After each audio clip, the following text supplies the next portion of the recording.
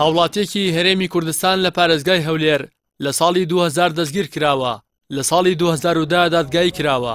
سزای 5 ساڵ زیندانی بەسەردا سەپێنراوە بەبێ ئەوەی ئەو 10 ساڵی کە دەستگیر کراوە بووی هەژمار بکرێت.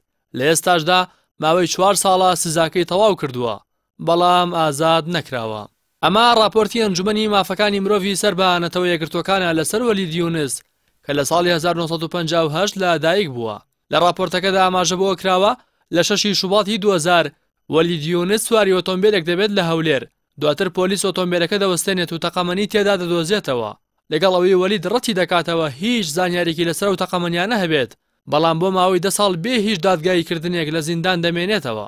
هاوکات شۆفێری ئۆتۆمبیلەی کە لەگەڵ وەلید یونسدا پێکەوە دەستگیر کرابوون باشمانەوەی تەنها 3 مانگ لە زیندان ئازاد دەکرێت. راپۆرتەکەی ئەنجومەنی مافەکانی مرۆڤ هۆکاری دەستگیرکردنی ئەو هاوڵاتی بۆ ئەوە گێڕاوەتەوە لە یەکێک لە تەلەڤیزۆنە لۆکاڵەکانی بزوتنەوەی ئیسلامی کاری کردووە. وەلید یونس لە پاش دەستگیرکردنی هیچ سۆراخێکی نابێت و کە سوکارەکەی نازانن چی بەسەر هاتووە و لەکوێ دەستگیر کراوە تا ئەوەی لە ساڵی 2003 و پاش 3 ساڵ دیارنەمانی باوکاری کۆمیتەی خاچی سووری نێودەوڵەتی خانەوادەکەی دەتوانن سەردانی بکەن کە وەک باس کراوە لەو 3 ساڵەدا لە زیندانی تاکەکەسی و لەژێر ئەشکەنجەدا بووە. لە مانگی حوزەیرانی 2010 داواکاریەک بۆ زانینی هۆکاری دەستگیرکردن و هێشتنەوەی لە زیندان پێشکەش دەکرێت. لە وەڵامدا حکوومەتی هەرێمی کوردستان وتوێتی لەگەڵ ئەوەی هیچ تۆمەتێکی فەرمیمان دژی ئەم کەسە نییە، بەڵام ناتوانین ئازادی بکەین لەبەر ئەوەی کەسێکی مەترسیدارە.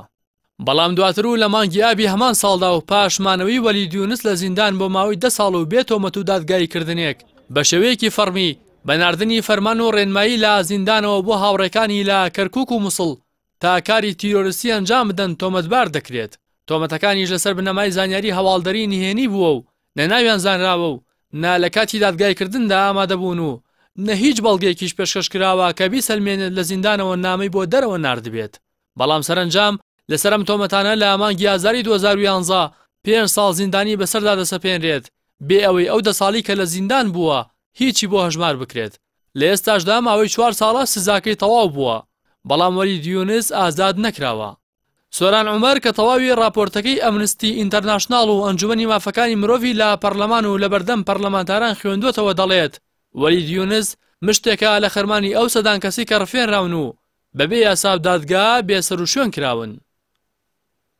لە هەرێمی کوردستان ڕفاندن هەیە و بێسەر و شوێنکردن هەیە، ئەشکەنجەدان هەیە، هەموو ئەوانەی کە دەڕفێنرێن لە دەرەوەی دادگا و یاسا لەو زیندانە نهێنیانن کە لە هەرێمی کوردستان بوونی هەیە و تا ئێستا ئاشکرا ناکرێ یاخود ناچنە ژێرباری. ئەگەر ناوانەی بێسەر و شوێنن بەشی زۆریان لە دوای شەڕی ناوخۆ ماون لە ژیانە لەو زیندانە نهێنیانن و کەیسی وەلید یونس کە بۆ ماوەی 10 ساڵ دەڕفێنرێ و دوای 10 ساڵ ئاشکرا دەکرێت کە ڕفێنراوە، پاشان 5 ساڵ زیندانی دەکرێت، 5 ساڵ سزا دەدرێت بە دادگا و دوای تەواوبوونی سزاکەشی ماوەی 4 ساڵە ئازاد ناکرێواتە هاوڵاتیەک لە هەرێمی کوردستان بەبێ هیچ بەڵگەیەک 19 ساڵە گیراوە کرن بەداخەوە مەسەلمێنەریەوەی لە هەرێمی کوردستان یاسا جێبەجێ ناکرێ و لە دەرەوەی یاسا خەڵکانێک مافیا ئاسا ئەم جۆرە کاراناکە.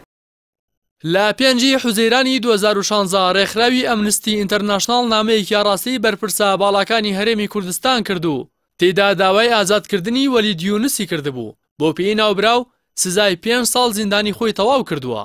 بەڵام دیندار زێباری سەرۆکی لیژنەی هەڵسەنگاندن و وەڵامدانەوەی راپۆرتە نێودەوڵەتیەکان لە وەڵامی ئەمنستی ئینتەرناشناڵ داوتی ئەم کەسە ئازاد ناکەن چون مەترسیدارە و لە ساڵی 2013 سەرپەرشتی تەقینەوەکەی باشقی کردووە. لە بەرامبەریشدا سۆران عومەر سەرۆکی ئەو کاتی لیژنەی مافی مرۆڤی پەرلەمانی کوردستان ڕایگەیاند پێویستە دیندار زێباری ئەوەش ڕوون کاتەوە چۆن کەسێک 16 ساڵ لە زینداندا بێت دەتوانێت سەرپەرشتی گروپی تیرۆریستی بکات. ئەگەر وایە زیندانەکانی هەرێم شوێنی سەرپەرشتی گروپی تیرۆریستیە چۆن ئەمە ڕوو دەدات کێ ئەمە ڕوون دەکاتەوە؟